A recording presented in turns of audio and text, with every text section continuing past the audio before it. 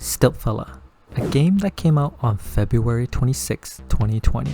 It's a highly challenging physics-based, rage-inducing game with 40 unique levels that scales quite uniformly in order to help players master the game. And like many other games in the rage category, these games are designed to push you to the limit, test your patience, and frustrate you to the max. And it does so with its unique stilt controls and by forcing you to beat each level without dying. And yet, there are many who find this type of game addictive and keep coming back for more. Some go even beyond the limits in order to prove they are the fastest in their craft. So what is there left to do? How can we elevate this game beyond what others have already accomplished? Is there room left for innovation? Enter me, a nobody, who wanted to do more to impress his friends and took this to a whole new level. This is part 1 of the story of how this game and the rage category was both elevated to new heights. What seemed to be impossible at first was slowly but surely conquered through incredible perseverance and willpower. Part 1. Off the Beaten Path. In early 2023, I had watched a lot of my friends beat this game, but in the back of my mind, I knew I could do it better. But I didn't just want to play the game like everybody else. I wanted to up the ante. I wanted to destroy them, despite not having played the game for even a single second. Little did I know that that toxic thought would lead me down a very painful path. It starts with going to Amazon, buying a dance pad, and then spending days figuring out how to get the game to work with the dance pad instead of practicing. Because the game was programmed to reset itself when it receives inputs from unrecognized devices, causing us major headaches. As you might have guessed, the game does not support the dance pad natively. No game ever does, which means I need to map the buttons to the mouse and keyboard controls. This makes it extremely difficult for my challenge run, because the mouse and keyboard are not the recommended way to play the game. The mouse and keyboard has its limitation that you can only move one stilt at a time, whereas with the controller you can move both of them at the same time. Which brings us to the next important thing to explain in the game: stilt controls. Here's how we're going to do it.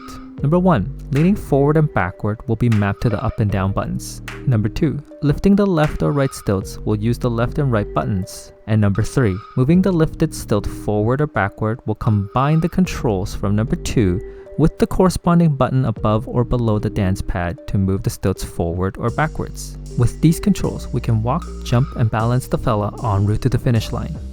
On March 13, 2023, we kicked off day 1 of our Ultimate Stilt Fella Dance Pad Challenge. With only testing the controls as our practice in the game, I want to emphasize that everything I did in this challenge was analyzed and solved by sheer willpower on stream, the likes of which I never knew I had. It was easily one of the hardest and most mentally taxing thing I've done. Specifically, level 17 was one I dreaded the most, and the one that I thought I was definitely going to be pouring most of my hours into. But every journey begins with a single stilt step, and I'm ready to take you through all the levels that aren't just simple walking simulators. Level 1 brings you into the game nice and easy. You get familiar with the controls, walk in a straight line, and boom, that's it. The next 8 levels slowly ramps up in difficulty, starting with things like avoiding this singular bucket, crossing a chasm, climbing and descending some stairs, falling and landing on a platform, kicking down objects, balancing on a moving platform, surviving weather effects, and capped off by landing an even bigger fall, all to make sure the fundamentals are solid. If you can't get through these challenges, then I recommend getting a Steam refund ASAP. By this time, I was getting a little comfortable with the game, and you might even say that I'm quite confident, and then I got a big slap in the face with this simple looking level. Level 10, Farmland. It's a short level, but involves climbing up several boxes and capped off by crossing a fence and landing a short fall before the finish line. What makes this level unimaginably hard is once I begin walking up the boxes, I now need to do 2 things. First, accurately land each stilt while climbing and avoiding the gaps, since landing in the gaps essentially means instant reset. Second, cross this fence and land on the other side without getting caught by it. You might be thinking, that doesn't sound hard at all, but this isn't your typical challenge run. Not only do we not have the dexterity to execute accurate maneuvers, a button press on the dance pad will always try to push the stilt as far as it can, whereas with the mouse or controller, you can hold the stilt at various positions, which is something I didn't appreciate at all until now. While I won't magically become a dance pad god, I can kind of get around the button issue by tapping the dance pad and balancing on one stilt. I have no strategy at all for the climb or crossing the fence. No, your crotch!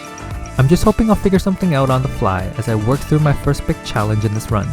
And after spending the same amount of time here as I did with the first 9 levels of the game, I ended up with this truly lucky run.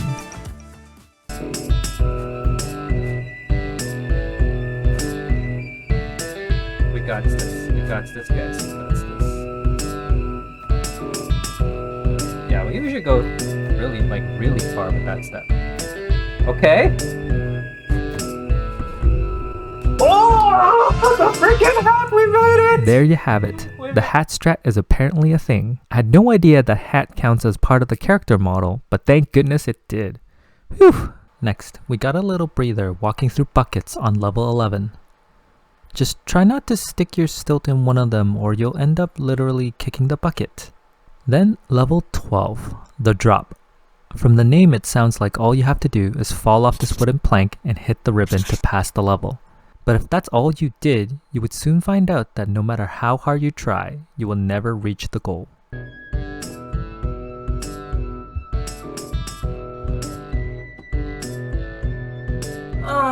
Not even close. I thought I could maybe cheese my way through this level, like simply walking off the ledge or bouncing from the edge of the board, both of which were futile. Since nothing really worked, I finally decided to commit trying to learning how to jump, which isn't as simple as pressing a button like in Mario. In this game, jumping is only possible and useful in very specific situations. You need to be on a diving board like the one on this level, and when you're ready, press down on both stilts and release them to generate a bounce. By doing this, you can leverage the natural physics of a diving board to launch yourself similar to what real divers would do. Otherwise, trying to jump on any other surface will just result in another dead run. But out of the blue, while experimenting, we got this unexpected bounce. I feel like we're close, but at the same time, it's like feels like a speedrunner trying to get a frame perfect trick here.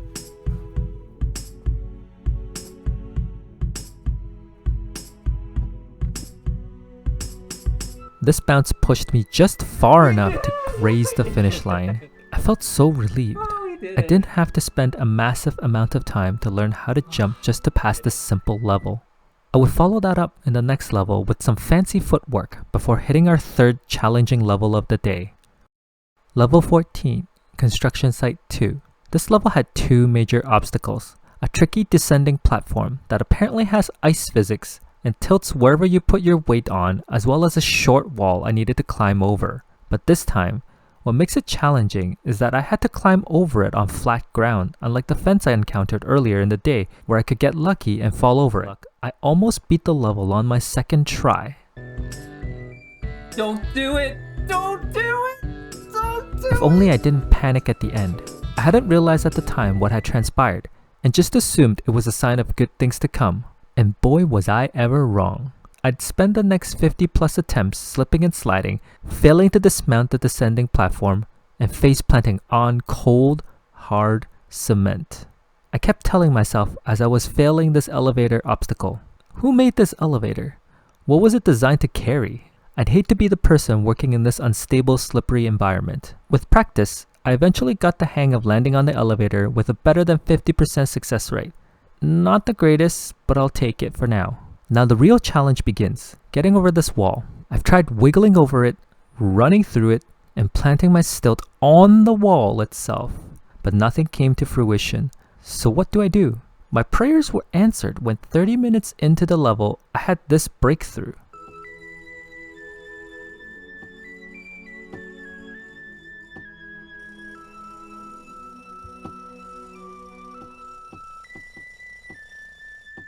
No!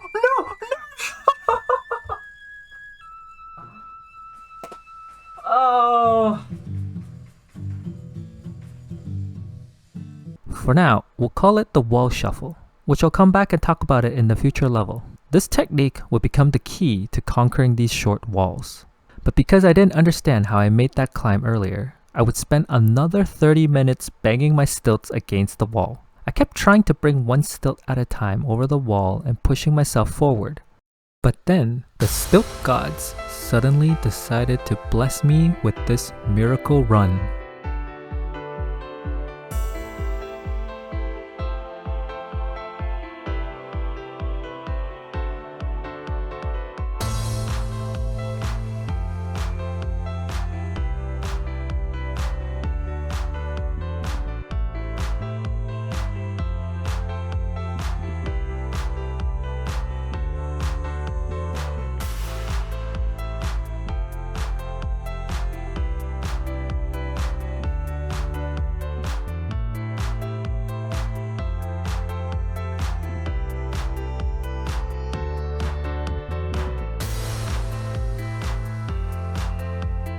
and as luck would have it, we somehow managed to bounce our back stilt over the wall while maintaining balance to land properly on the other side.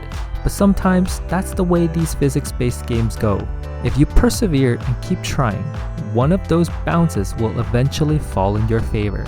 And in my case, it took 105 tries and 45 minutes before one of those bounces fell in my favor. I was starting to fear that I'm going to spend longer and longer in each of the upcoming levels. So at this point, I've beaten almost a third of the levels in the game. And I had bravely told my viewers at the beginning of the day that I think I could beat this game in just 2 days. But that was seeming less and less likely, given the recent results. Luckily, the game served up a few more fun levels. One was especially hilarious as we tried to cross the highway full of cars, but the laughs came to an abrupt end when level 17 came along and gave me a reality check.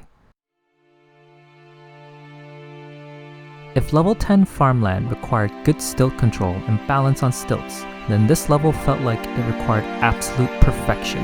Like farmland, I need to ascend some boxes at the beginning.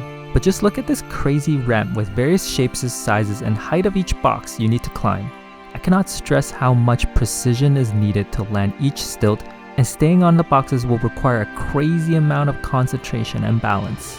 It feels like I'm literally walking a tightrope, because the margin of error is so small that I'd fall at any given point in time. And if I manage to get on top, I still have to calmly walk off a small ledge, then over a gap that seemingly also has ice physics, and through a downward slope to the finish line. After 1 hour of only trying to climb the boxes, you can tell by the number of party hats on the floor, we have had zero success. We never once made it to the top. 153 deaths later, my feet were extremely sore and I felt like the energy from my body and legs were completely drained. I was defeated and had to pack it up for the day. With no solution in sight, our chances of beating this game in 2 days looked grim, but maybe, just maybe, after a few nights of rest and a fresh mind, I'll discover something new.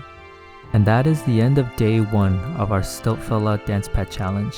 If there's one thing I learned after day 1, it's this. Going off the beaten path can lead to innovation, but it can also come with a great deal of pain. If one doesn't have the mental fortitude to overcome the challenges in these paths, it can lead to one's own destruction. Hope you guys enjoyed part 1 of this challenge and look forward to day 2 coming very soon. Until then, take it easy and look forward to the next one.